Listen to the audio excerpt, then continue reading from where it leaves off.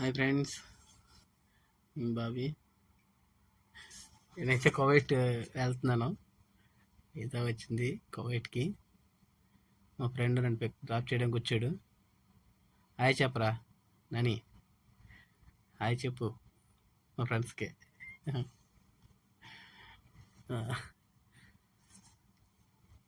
శంషాబాద్ ఎయిర్పోర్ట్లో ఉన్నాను నేను ఇప్పుడు. ఫ్లైట్ అక్కడ రెడీ అవుతుందన్నమాట. IndiGo flight Shamshabad Hyderabad to Kuwait. మన ఫ్లైట్ అనుకుంటే వెళ్ళాం ఇండిగో. ఎయిర్పోర్ట్ చూసారా, చాలా పెద్దగా ఉంది. నేను ఎప్పుడో 3 years బ్యాక్ వచ్చాడు ఎయిర్పోర్ట్కి, మళ్ళీ ఇప్పుడు రావడం. దుబాయ్లో చేసినప్పుడు ఇల్లు ఉన్నప్పుడు వచ్చాను. 6 years చేసినప్పుడు వెకేషన్కి అటు ఇటు తిరగడం 4-5 times వచ్చాను ఎయిర్పోర్ట్కి. మళ్ళీ చాలా లాంగ్ టైం తర్వాత మళ్ళీ ఇప్పుడు వచ్చాను. కొంచెం మారినట్టుగా అనిపిస్తుంది, అంత కొత్తగా ఉంది కొంచెం ఎయిర్పోర్ట్. కువైట్ ఎయిర్పోర్ట్కి అయితే ఫస్ట్ టైం వెళ్ళేటప్పుడు, ఎందుకంటే దుబాయ్ ఎయిర్పోర్ట్ అయితే నాకు తెలుసు బాగా.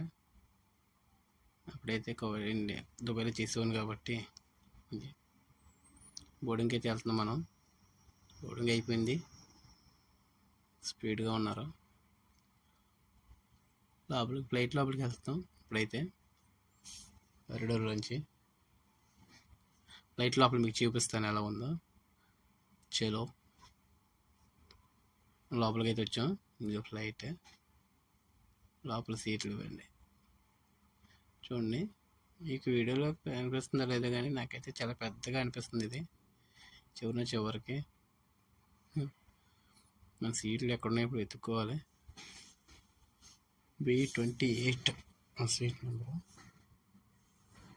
B28 మన సీట్ నెంబరు. అయితే చివరికి వచ్చేసారు, బాగా చివరి ఉంది. చివరి నుంచి తారలేను. మళ్ళీ ఇప్పుడు కలుస్తాము.